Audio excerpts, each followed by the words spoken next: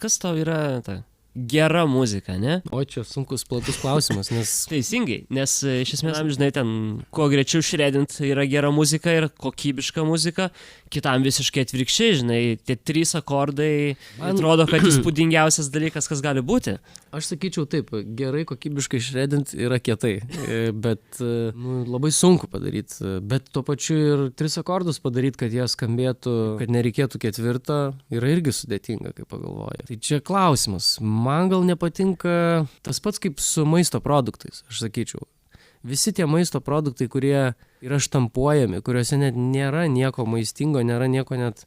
Ten yra viskas tik ant kiekio, ant greičio, ant storinimo, ant...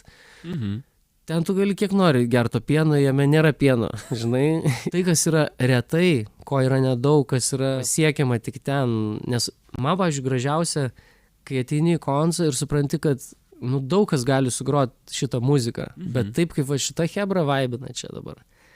Taip kaip čia yra, jie tik vienintelį gali sugroti taip.